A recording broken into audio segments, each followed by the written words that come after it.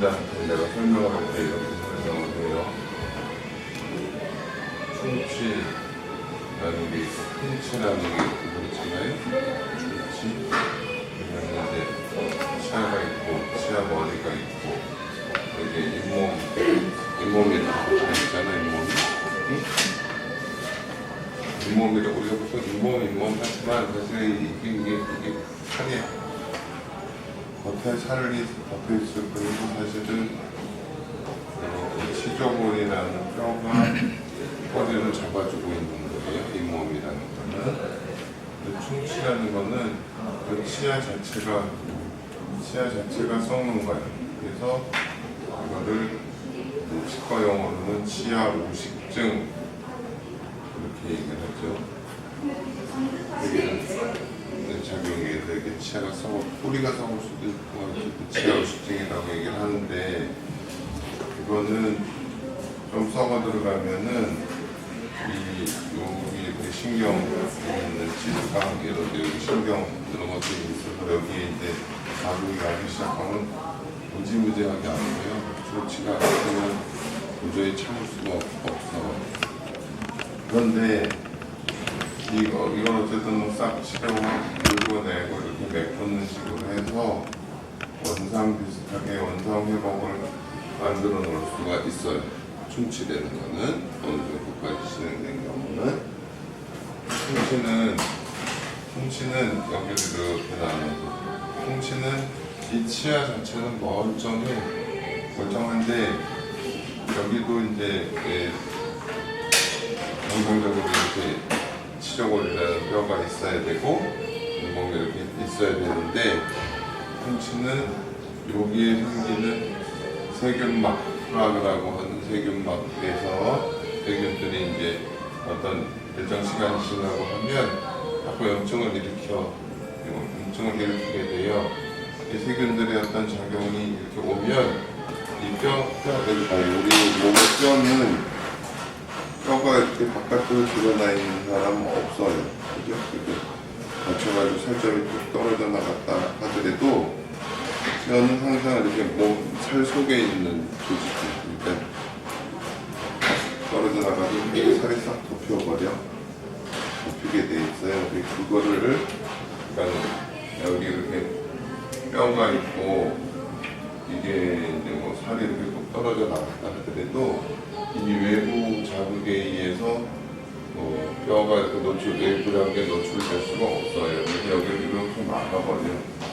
외부 자극하고 한 1 내지 2mm 정도 떨어져 있으려고 하는 거예요. 뼈를 보호하자면. 그래서 이 1 내지 2mm를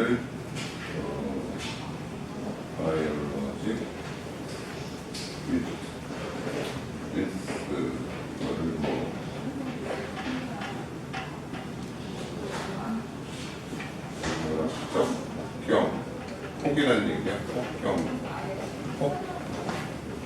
뼈는 그래서 이게 세균이 이렇게 해서 막 이제 자극이 오면 뼈가 여기서부터 이제 멀어지려고 그러는 거야. 뼈가 이렇게 내려가고 이렇게 내려. 근데 그 풍치가 이 속에 생긴 염증이기 때문에 이 뼈에 염증이 생긴 거냐 이제 이렇게 얘기를 했어요. 뼈 속에 염증이 생긴 걸 뭐라 그래? 골수염이거든요. 골수염. 풍치가 골수염이냐? 그건 아니에요. 골수염이라는 건 이 속에 막 염증이 이렇게 퍼지는 건데 그게 아니고 이 생물학적 합병을 유지하기 위해서 뼈가 이렇게 물러나 버리는 거야. 그럼 어떻게 돼? 그 밑에 또 쌓일 공간이 생기잖아요. 그러면 또 조금 쌓여요. 그럼 다시 또 물러나요. 이런 식으로 진행이 돼서 실제로 우리가 이제 여러분들 수술 중에 발치한 치아들을 보면 뿌리에 이렇게 치석이 잘 붙어있고 그거보다 한참 밑에까지 뼈가 이렇게 물러나 있어요. 네? 꺼져 있다고. 그러니까는 풍치라는 거는 치아가 망가진 게 아니에요. 치아는 멀쩡해요. 치아는 멀쩡해. 임플란트도 마찬가지로 우리가 임플란트 신고 했는데 임플란트가 망가지는 게 아니라 임플란트 주변을 잡고 있는 뼈가 상하는 경우가 많죠. 치아가 망가지는 게 아니고 치아를 잡아주는 치조골이라고 하는 뼈가 망가지는 게 pun치. 이거를 그래서 치과적인 용어는 치주염 이렇게 표현을 해요. 치아 주위 조직의 염증이 생긴 거다 이렇게 치주염. 그런데 여기 봐 이거는 이렇게 많이 진행될 때까지 증상이 별로 없어요. 증상이 별로 없어. 그러니까 여기 잇몸이 나빠지셨어요. 그래도 환자들은 나는 씹는데 별 문제도 없는데 괜히 뭐 과잉 진료하는 거 아니야 이렇게 얘기할 수가 있어요. 근데 엑스레이에 보면 뼈가 이렇게 내려간 게 확실히 보이니까 또 과잉이 아니에요. 그런 거를 갖고 있는. 그런데 그러면 여기 봐 우리가 이게 여기가 이렇게 원인이잖아. 원인. 어떤 병이라는 게 원인을 제거해주면 다시 원상 회복이 되잖아요. 우리 여기 막 염증이 가시가 박혀가지고 막 염증이 생기잖아요. 가시를 쏙 빼면 여기 다시 이렇게 정상으로 되는 거예요. 우리 몸이 대체로 그래요. 그러니까 의사가 정상으로 만드는 것까지 의사가 하는 게 아니에요. 의사는 몸에서 그거를 고칠 수 있는 정도까지 갖다 놓는 거예요. 원인을 제거. 그러면 이걸 이게 원인을 싹 제거를 하면 이게 다시 이렇게 올라와야 되는데 한번 이렇게 오염된 뿌리 임플란트에는 뼈가 다시 붙을 수가 없어요. 그러니까 이거는 원상 회복이 불가능해요. 그냥 유지만 가능해요. 유지를 하는 것도 대략 기준이 이 치아 뿌리의 반 이상 이렇게 뼈가 덮고 있고 그 다음에 잘 닦는다는 거는 환자분들이 나는 하루에 10번쯤 닦아요. 그거 아무 소용 없어요. 하루에 10번, 100번 닦는 거 아무 소용 없어요. 우리가 그때는 청소들을 집안에서 이렇게 청소를 하잖아요. 그러면 대청소 한다고 이런 거 다 드러내고 하면 밑에 먼지 같은 것들이 있잖아. 그런 것 때문에 망가지는 거예요. 잇몸이 나빠지는 사람들은. 그러니까는 여러 번 닦는 거 하나도 중요하지 않고요. 엄밀하게 얘기하면 하루에 한 번만 완벽하게 닦으면 돼요. 하루에 한 번만 완벽하게 닦으면 돼요. 근데 그게 완벽하게 하는 게 어려우니까 보통 아침, 저녁으로 이렇게 닦으시라고 얘기를 하는 거야. 이렇게. 그런데 이게 지금 이 풍치라는 게 왜 생겼을까요? 왜 생겼어? 문제. 풍치가 왜 된 거야? 풍치가 왜 생겼을 것 같아? 안 닦아서요. 안 닦아서 아니라 못 닦아서죠. 근데 이 풍치가 있는 사람들은 유난히 이를 못 닦는 사람일까? 이 사람들만 유난히 이를 못 닦아서 이렇게 되나?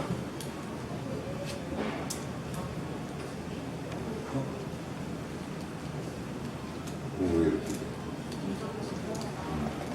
여기에 유전적인 요인이 굉장히 커요. 유전적인 요인이 굉장히 커.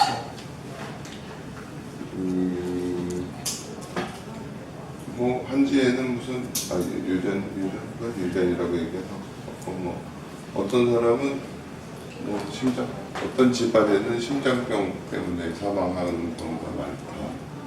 지금 그런 경우가 있잖아요. 유전적으로 이런 데가 약한.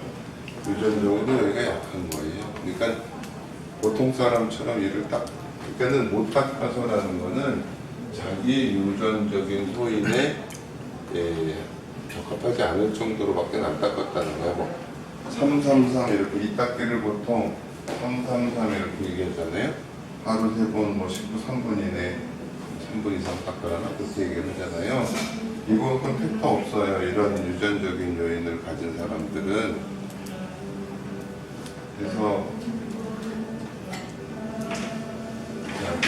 이렇게 나빠지는 거예요. 다시는 좋아질 수가 없어요. 정상적으로. 이거를 하려고 몇십 년 동안 치과에서 연구들을 하고 했는데 결국은 불가능하다. 불가능하다. 나도 사실은 이거 뭐 치주염 걸리면 일단 걸리면 뭐 잇몸 잘라내고 뼈 깎아내고 아니 좋아지진 않네. 그게 마땅치 않았다가 그런 거를 다시 살릴 수 있는 뭐 GPR이라는 거를 얘기를 했을 때 이거 참 괜찮아 하고 매달렸었는데 이건 아니에요. 그러면 이를 닦을 때 뭐를 닦는 거야? 이를 닦는 데는 건 뭐를 닦는 거야? 왜? 이를 닦는다는 건 뭘 없애지 않는 거야? 응? 뭐를 없애야 되는 걸로 알고 있어요? 일반인 이를 닦는 건 뭐를 닦아야 돼? 이를 닦는 거는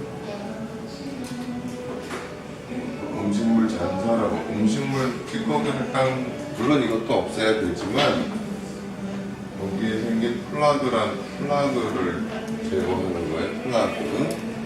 예전에는 플라그라고 많이 했어요. 플라그. 지인가? 그러니까 플라그라고 많이 얘기했는데 요즘에는 그렇게 표현 안 하고 바이오필름이라는 미국식 발음으로 B형이죠. B형. 바이오필름이라는 뭐 똑같은 얘기예요. 이렇게 치아 표면에 이렇게 음식 찌꺼기가 아니라 고기를 먹고 자란 세균막들이 이렇게 생긴 거 이거를 세균 때문에 이게 망가진다고 그랬잖아요. 이걸 없애줘야 되는 거예요. 이걸. 그러면은 충치는 왜 생겨요? 단 거 먹으니까 생기잖아요. 그러니까 단 거를 덜 먹고 단 거에 의해서 생기는 거를 자꾸 없애줄 수밖에 없는데 통치는 전혀 달라요. 그러니까 맨날 여기 닦아봐야 아무 소용도 없어요. 맨날 여기 뭐 열심히 닦는 거 아무 의미도 닦는 게 아니야 사실은. 여기를 빡빡빡빡 뭐 열심히 문지르고 해봐야 이만 달아 그냥 의미도 없어요. 그러니까는 정상적으로 이렇게 잇몸이 이렇게 붙어 있거든. 우리가 손톱하고 손가락 사이에 약간 이렇게 있듯이 요거를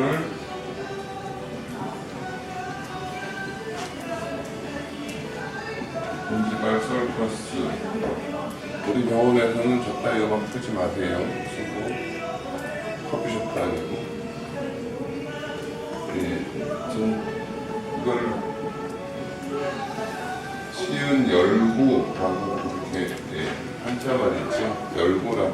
얘를 닦을 때는요 여기에 붙어 있을 수 있는 세균막을 닦아내는 거예요. 세균막. 요 부분을 닦아야 돼. 요 부분. 그러니까는 뭐 여기 뭐 닦으면 뭐해 아무 소용도 없어요. 하루에 100번 여기를 닦으면 뭐해 여기서 망가지고 있는데. 그러니까는 얘를 닦을 때 여기 봐요. 칫솔이 요 안으로 이렇게 들어가줘야 돼요. 이렇게 들어가서 이렇게 살살살살. 보통 사람들이 왜 워터픽 칙칙 뿌리는 거 그거 나는 그것도 쓰고.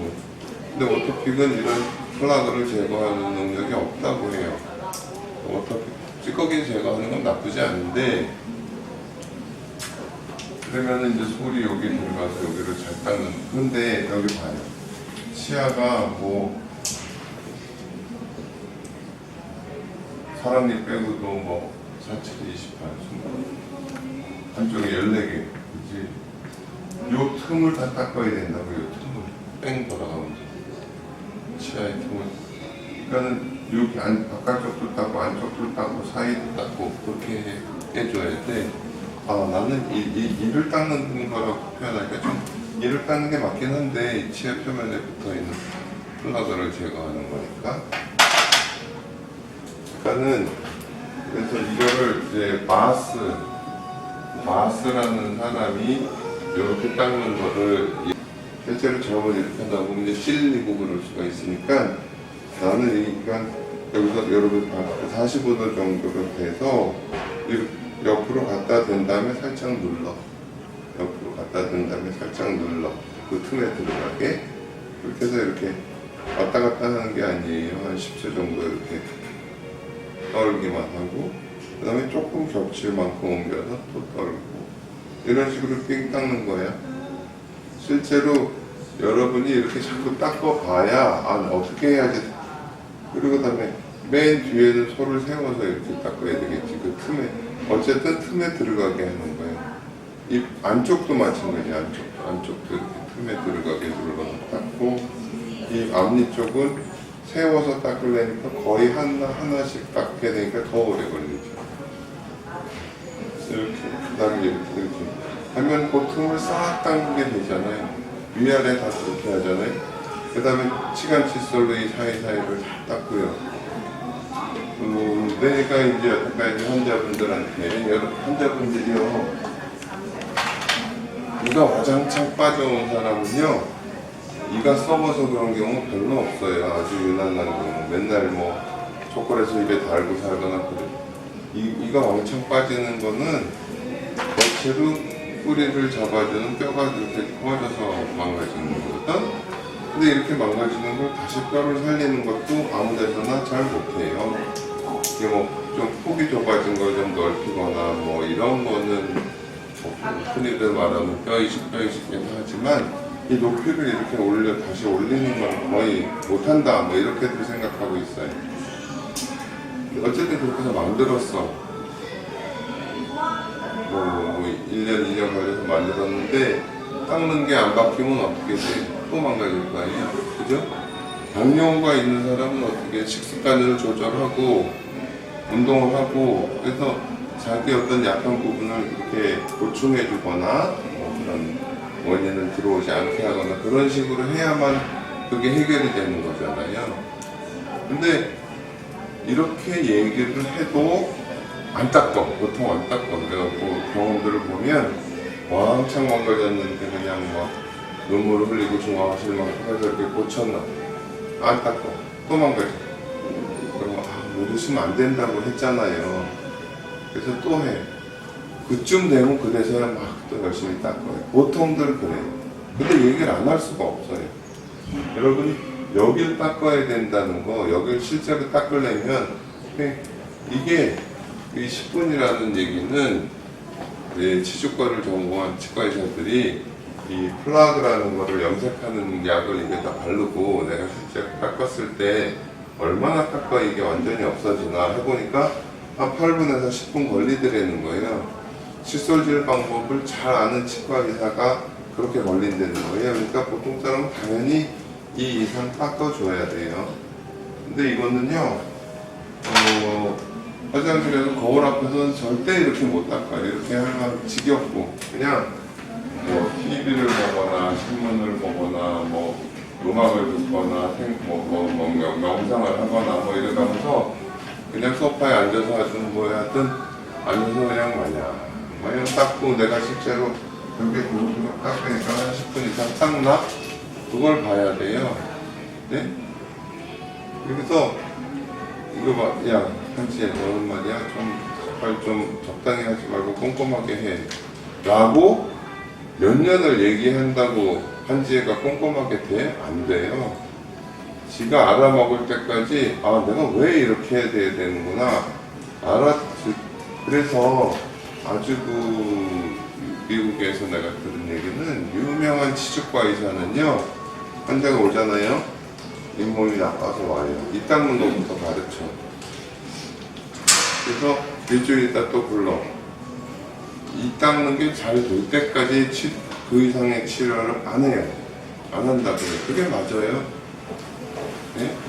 이 닦는 거를 제대로 잡아주는데도 사실은 꽤 비용을 받아야 되는 거예요. 이게 제일 중요해요. 여러분이 무슨 뭐 어쩌고 저는 어저께도 잇몸 이렇게 좀 잘라내는 걸 봤잖아. 깊어지면 속을 못 닦어. 그러니까 앞니는 모양 때문에 어쩔 수 없이 좀 깊이 심어야 되지만, 어금니는 잇몸 너무 깊이 들어가면 잘 못 닦아요.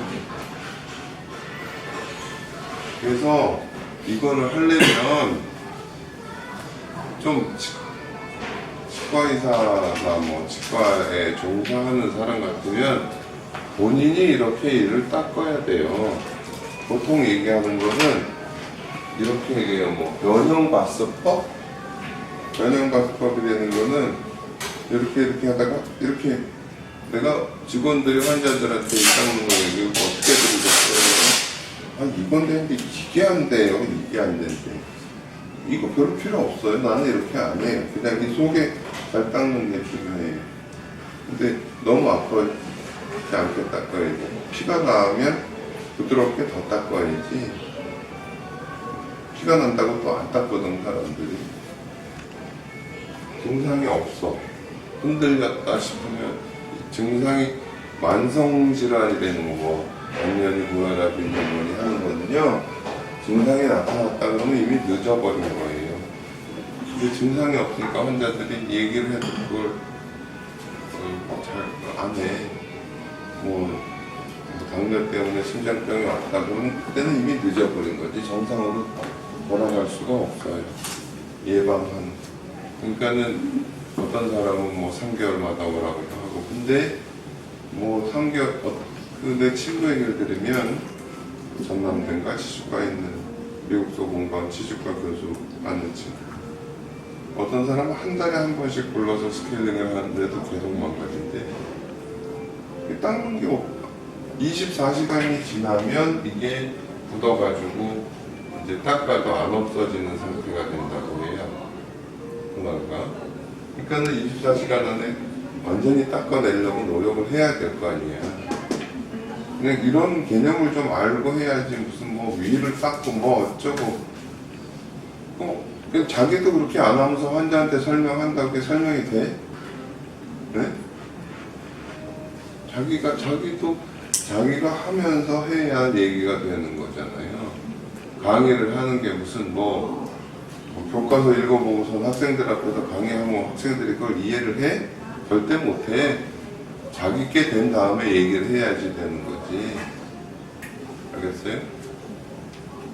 그러니까 아는 척하지 마세요. 내가 직접 할 수 있는 것만 얘기할 수 있는 거예요. 일단 그러니까는 이게 제일 중요한 거예요. 여러분들이 하는 게 무슨 뭐 석션 잘하고 뭐 잘하고가 아니에요. 이게 우선 기본이 돼야 되는 거예요. 아시겠어요? 그러니까 마스법으로 얘를 닦고 치아 사이가 넓지 않으면 치실을 다 쓰고 치간 칫솔도 마찬가지예요. 치아 사이가 이렇게 치간 칫솔을 쓰는 이유는 이 면에 붙어있는 플락을 닦자는 거잖아. 틈이 넓으면 굵은 걸 쓰고 가는 데는 가는 치간 칫솔을 쓰겠지만 가는 걸 써도 여기 닦고 여기 닦고